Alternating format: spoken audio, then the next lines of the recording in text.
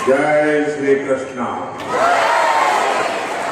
जय श्री कृष्ण। जय श्री कृष्ण। मैं अपनी बात बताना शुरू कर उसके पहले यहाँ कुछ बच्चे चित्र बना के ले आए हैं। जरा एसपीजी के लोग और लोकल पुलिस के लोग मदद करें, उसको कलेक्ट कर लें। अगर आपने उसके पीछे अपना एड्रेस लिखा होगा तो मैं जरूर आपको धन्यवाद पत्र भेजूंगा। जिसके पास कुछ न कुछ है दे दीजिए, वो कलेक्ट कर लेंगे और आप फिर शांति से बैठ जाइए।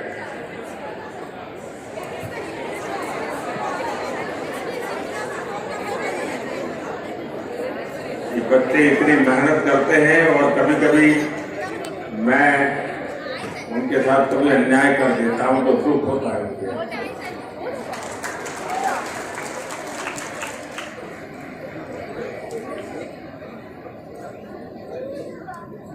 जय श्री कृष्ण।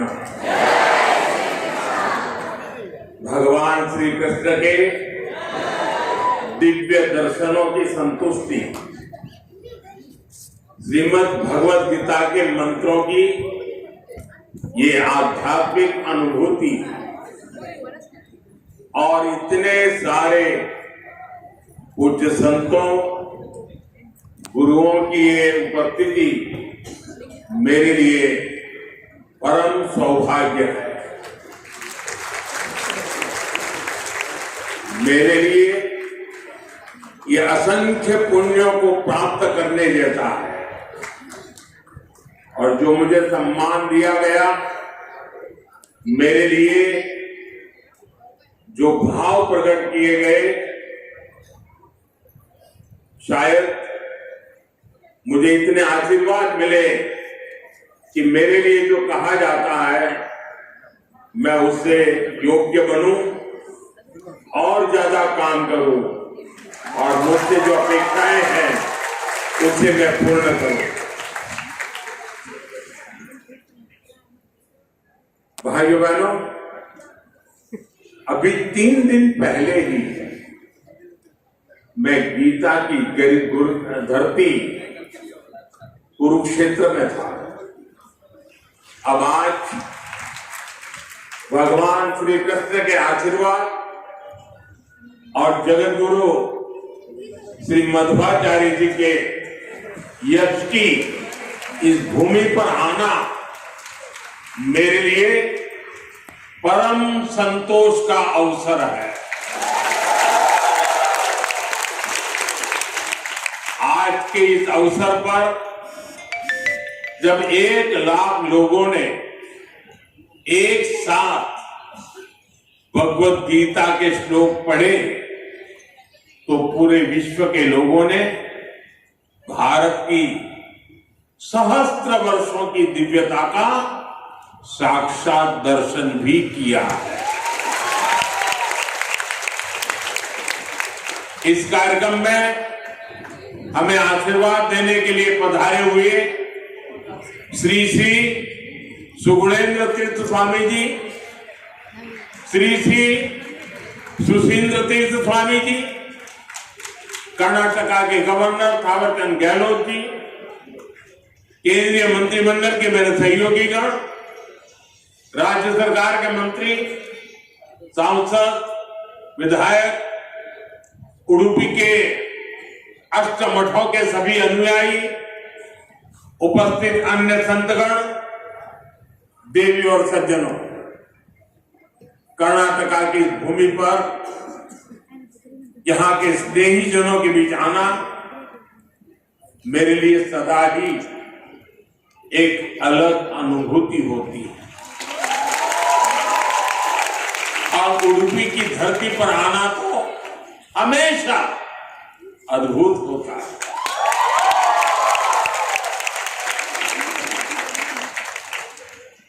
मेरा जन्म गुजरात में हुआ और गुजरात और उडुपी के बीच एक गहरा और विशेष संबंध रहा है। मान्यता है कि यहां स्थापित भगवान श्री कृष्ण के विग्रह की पूजा पहले द्वारका में माता रुक्मणी करती थी। बाद में जगत गुरु श्री मध्वाचार्य जी ने इस प्रतिमा को यहां पर स्थापित किया। और आप तो जानते हैं, अभी पिछले ही वर्ष मैं समुद्र के भीतर इस द्वारका जी का दर्शन करने गया था। वहां से भी आशीर्वाद ले आया। आप खुद समझ सकते हैं कि मुझे इस प्रतिमा के दर्शन करके क्या अनुभूति हुई होगी। इस दर्शन ने मुझे एक आत्मीय आध्यात्मिक आनंद दिया। साथियों, उडुपी आना मेरे लिए एक और वजह से विशेष होता है। उडुपी जनसंघ और भारतीय जनता पार्टी के सुशासन की, मॉडल की कर्मभूमि रही है। 1968 में उडुपी के लोगों ने जनसंघ के हमारे वीएस आचार्य जी को यहाँ की नगरपालिका परिषद में विजयी बनाया। और इसके साथ ही उडुपी ने एक नए गवर्नेंस मॉडल की नींव भी रखी। आज हम स्वच्छता के जिस अभियान को राष्ट्रीय रूप देख रहे हैं, उसे उडुपी ने 5 दशक पहले अपनाया था। जल आपूर्ति और ड्रेनेज सिस्टम का एक नया मॉडल देना हो, उडुपी ने ही 70 के दशक में इन कार्यक्रमों की शुरुआत की थी। आज ये अभियान देश के राष्ट्रीय विकास का राष्ट्रीय प्राथमिकता का हिस्सा बनकर हमारा मार्गदर्शन कर रहा है। साथियों, रामचरितमानस में लिखा है, कलिजुग केवल हरिगुण गाहा, गावत नर पावही भवथा। अर्थात कलयुग में केवल भगवत नाम और लीला का कीर्तन ही परम साधन है। उसके गायन कीर्तन से भव सागर से मुक्ति हो जाती है। हमारे समाज में मंत्रों का, गीता के श्लोकों का पाठ तो शताब्दियों से हो रहा है, पर जब 1 लाख कंठ एक स्वर में इन श्लोकों का ऐसा उच्चारण करते हैं, जब इतने सारे लोग गीता जैसे पुण्य ग्रंथ का पाठ करते हैं, जब ऐसे दैवीय शब्द एक स्थान पर एक साथ गूंजते हैं, तो एक ऐसी ऊर्जा निकलती है जो हमारे मन को, हमारे मस्तिष्क को एक नया स्पंदन, एक नई शक्ति देती है।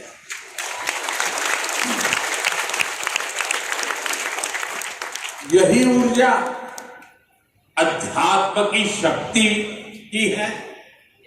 यही ऊर्जा सामाजिक एकता की शक्ति है।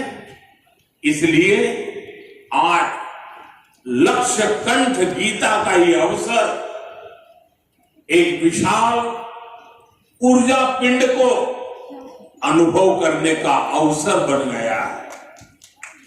ये विश्व को सामूहिक चेतना, कलेक्टिव कॉन्शियसनेस की शक्ति भी दिखा रहा था।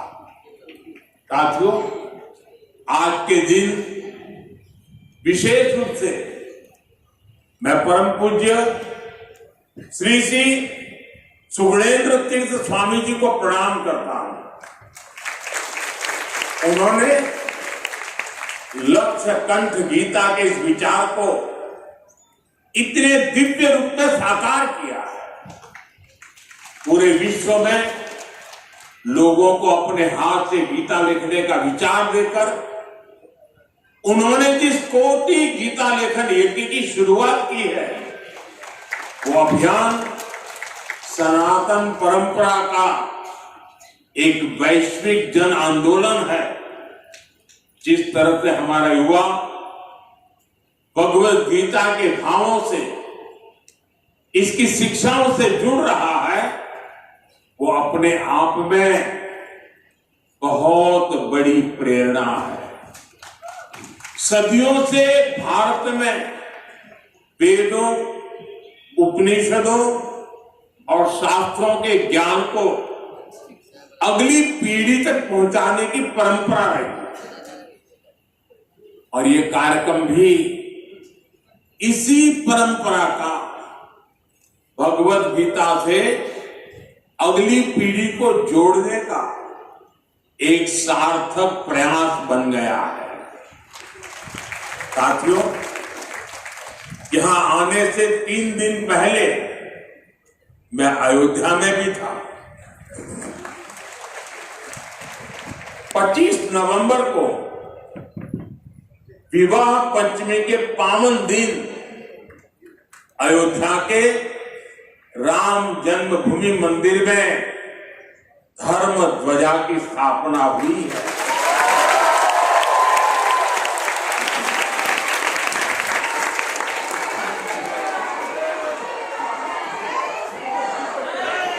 अयोध्या से उडुपी तक असंख्य राम भक्त इस दिव्यतम और भव्यतम उत्सव के साक्षी बने। राम मंदिर आंदोलन में उडुपी की भूमिका कितनी बड़ी है, सारा देश इसे जानता है। परम पूज्य स्वर्गीय विश्वेश तीर्थ स्वामी जी ने दशकों पहले राम मंदिर के पूरे आंदोलन को जो दिशा दी, ध्वजारोहण समारोह उसी योगदान की सिद्धि का पर्व बना है। उडुपी के लिए राम मंदिर का निर्माण एक और कारण से विशेष है। नए मंदिर में जगत गुरु मध्वाचार्य जी के नाम पर एक विशाल द्वार भी बनाया गया है। भगवान राम के अनन्य भक्त जगत गुरु मध्वाचार्य जी ने लिखा था, रामाय शाश्वत सुविस्तृत षड्गुणाय सर्वेश्वराय बलवीर्य महारणाय, अर्थात भगवान श्री राम 6 दिव्य गुणों से विभूषित सर्वेश्वर और अपार शक्ति साहस के सागर है। और इसलिए राम मंदिर परिसर का एक द्वार उनके नाम पर होना उडुपी, कर्नाटका और पूरे देश के लोगों के लिए बहुत गौरव की बात है। साथियों, जगत गुरु श्री मध्वाचार्य जी भारत के द्वैत दर्शन के प्रणेता और वेदांत के प्रकाश स्तंभ है। उनके द्वारा बनाई गई उडुपी के अष्टमठों की व्यवस्था संस्थाओं और नव परंपराओं के निर्माण का मूर्त उदाहरण है। यहां भगवान श्री कृष्ण की भक्ति है, वेदांत का ज्ञान है और हजारों लोगों की अन्न सेवा का संकल्प है। एक तरह से ये स्थान ज्ञान, भक्ति और सेवा का संगम तीर्थ है। साथियों, जिस काल में जगत गुरु मध्वाचार्य जी का जन्म हुआ, उस काल में भारत बहुत सी आंतरिक और बाहर की चुनौतियों से जूझ रहा है। उस काल में उन्होंने भक्ति का वो मार्ग दिखाया जिससे समाज का हर वर्ग, हर मान्यता जुड़ सकते थे। और इसी मार्गदर्शन के कारण आज कई शताब्दियों के बाद भी उनके द्वारा स्थापित मठ प्रतिदिन लाखों लोगों की सेवा का कार्य कर रहे हैं। उनकी प्रेरणा के कारण द्वैत परंपरा में ऐसी कई विभूतियां जन्मी हैं जिन्होंने सदा धर्म, सेवा और समाज निर्माण का काम आगे बढ़ाया। और जन सेवा की शाश्वत परंपरा ही उडुपी की सबसे बड़ी धरोहर है। साथियों, जगत गुरु मध्वाचार्य की परंपरा ने ही हरिदास परंपरा को ऊर्जा दी। पुरंदरदास, कनकदास जैसे महापुरुषों ने भक्ति को सरल, सरस और सुगम कन्नड़ा भाषा में जन जन तक पहुंचाया। उनकी ये रचनाएं हर मन तक, गरीब से गरीब वर्ग तक पहुंची और उन्हें धर्म से, सनातन विचारों से जोड़ा। ये रचनाएं आज की पीढ़ी में भी वैसी की वैसी ही है। आज भी हमारे नौजवान सोशल मीडिया की रील्स में श्री पुरंदरदास द्वारा रचित चंद्रचूड़ शिव शंकर पार्वती सुनकर एक अलग भाव में पहुंच जाते हैं। आज भी जब उडुपी में मेरे जैसा कोई भक्त एक छोटी सी खिड़की से भगवान श्री कृष्ण का दर्शन करता है तो उसे कनकदास जी की भक्ति से जुड़ने का अवसर मिलता है। और मैं तो बहुत सौभाग्यशाली हूं, मुझे इसके पहले भी ये सौभाग्य प्राप्त होता रहा है। कनकदास जी को नमन करने का सौभाग्य मिला है। साथियों, भगवान श्री कृष्ण के उपदेश, उनकी शिक्षा हर युग में व्यवहारिक है।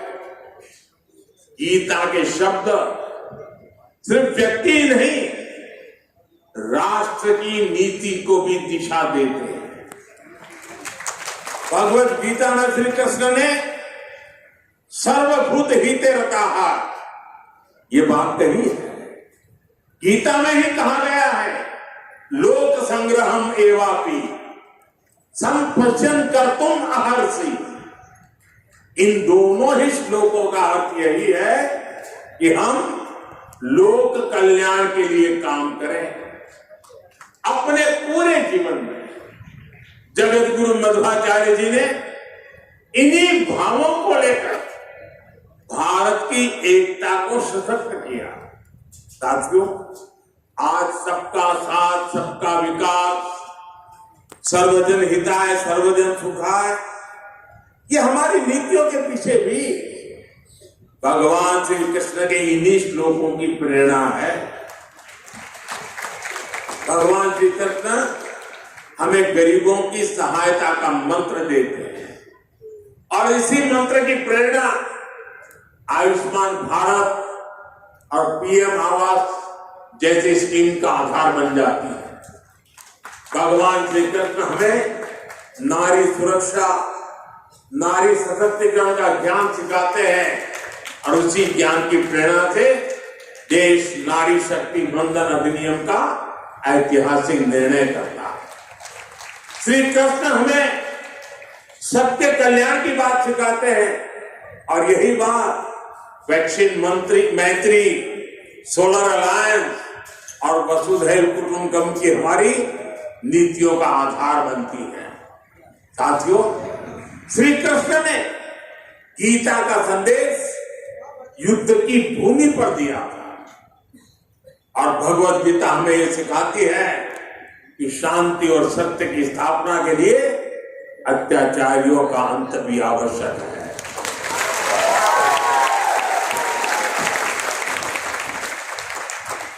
राष्ट्र की सुरक्षा नीति का मूल भाव यही है। हम वसुधैव कुटुंबकम भी कहते हैं और हम धर्मो रक्षति रक्षितः का मंत्र भी दोहराते हैं। हम लाल किले से श्री कृष्ण की करुणा का संदेश भी देते हैं और उसी प्राचीर से मिशन सुदर्शन चक्र की उद्घोषणा भी करते हैं। मिशन सुदर्शन चक्र यानी देश के प्रमुख स्थानों की, देश के औद्योगिक और सार्वजनिक क्षेत्रों की सुरक्षा की ऐसी दीवार बनाना जिससे दुश्मन भेद न पाए और अगर दुश्मन दुस्साहस दिखाए तो फिर हमारा सुदर्शन चक्र उसे तबाह कर दे। साथियों, ऑपरेशन सिंदूर की कार्रवाई में भी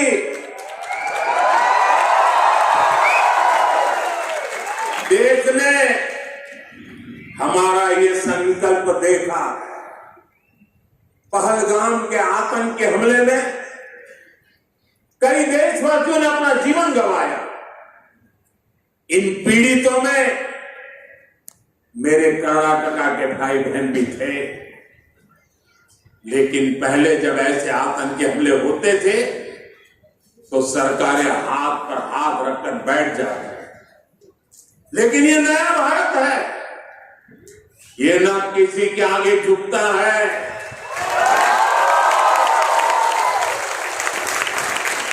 और ना ही अपने नागरिकों की रक्षा के कर्तव्य से डिगता है। हम शांति की स्थापना भी जानते हैं और शांति की रक्षा करना भी जानते हैं। साथियों, भगवत गीता हमें कर्तव्यों का, हमारे जीवन संकल्पों का बोध कराती है और इसी प्रेरणा से मैं आज आप सभी से कुछ संकल्पों का आग्रह भी करूंगा। ये आग्रह नव संकल्प की तरह है जो हमारे वर्तमान और भविष्य के लिए बहुत आवश्यक है। संत समाज जब इन आग्रहों पर अपना आशीर्वाद दे देगा तो इन्हें जन जन तक पहुंचने से कोई रोक नहीं पाएगा। साथियों, हमारा पहला संकल्प होना चाहिए कि हमें जल संरक्षण करना है, पानी बचाना है, नदियों को बचाना है। हमारा दूसरा संकल्प होना चाहिए कि हम पेड़ लगाएंगे। देश भर में एक पेड़ मां के नाम अभियान को गति मिल रही है। इस अभियान के साथ अगर सभी मठों का सामर्थ्य जुड़ जाएगा तो इसका प्रभाव और व्यापक होगा। तीसरा संकल्प कि हम देश के कम से कम एक गरीब का जीवन सुधारने का प्रयास करें। मैं ज्यादा नहीं कह रहा।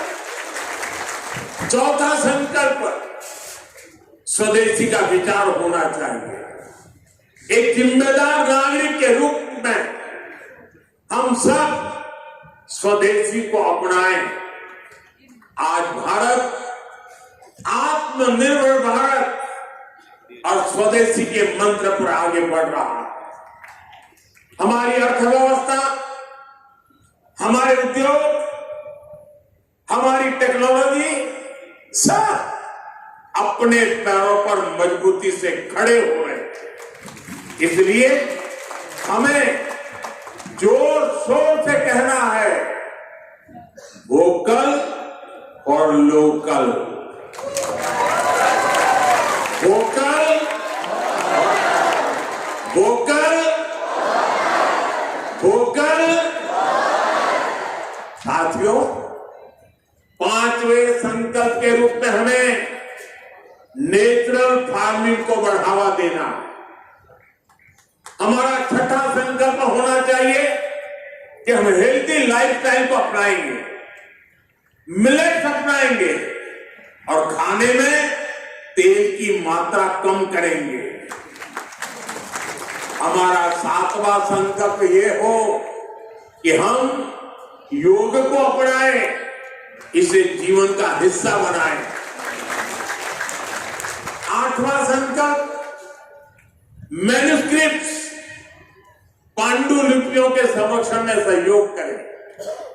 हमारे देश का बहुत सा पुरातन ज्ञान पांडुलिपियों में छिपा हुआ है। इस ज्ञान को संरक्षित करने के लिए केंद्र सरकार ज्ञान भारतम मिशन पर काम कर रही है। आपका सहयोग इस अमूल्य धरोहर को बचाने में मदद करेगा। साथियों, आप नौवां संकल्प लें कि हम कम से कम देश के 25 ऐसे स्थानों का दर्शन करेंगे जो हमारी विरासत से जुड़े हैं। जैसे मैं आपको कुछ सुझाव देता हूं, 3-4 दिन पहले कुरुक्षेत्र में महाभारत अनुभव केंद्र की शुरुआत हुई है। मेरा आग्रह है कि आप इस केंद्र में जाकर भगवान श्री कृष्ण का जीवन दर्शन देखें। गुजरात में हर साल भगवान श्री कृष्ण और मां रुक्मणी के विवाह को समर्पित माधोपुर मेला भी लगता है। देश के कोने कोने से और खास करके नॉर्थ ईस्ट से बहुत से लोग इस मेले में खासतौर पर पहुंचते हैं। आप भी अगले साल इसमें जाने का प्रयास जरूर करिएगा। साथियों, भगवान श्री कृष्ण का पूरा जीवन, गीता का हर अध्याय कर्म, कर्तव्य और कल्याण का संदेश देता है। हम भारतीयों के लिए 2047 का काल सिर्फ अमृत काल ही नहीं, विकसित भारत के निर्माण का एक कर्तव्य काल भी है। देश के हर नागरिक की, हर भारतवासी की अपनी एक जिम्मेदारी है। हर व्यक्ति का, हर संस्थान का अपना एक कर्तव्य है और इन कर्तव्यों की पूर्णता में कर्नाटका के परिश्रमी लोगों की भूमिका बहुत बड़ी है। हमारा हर प्रयास देश के लिए होना चाहिए। कर्तव्य की इसी भावना पर चलते हुए विकसित कर्नाटका, विकसित भारत का स्वप्न भी साकार होगा। इसी कामना के साथ उडुपी की धरती से निकली ऊर्जा विकसित भारत के संकल्प में हमारा मार्गदर्शन करती रहे। एक बार फिर इस पवित्र आयोजन से जुड़े हर सहभागी को मेरी ढेर सारी शुभकामनाएं और सबको जय श्री कृष्ण, जय श्री कृष्ण।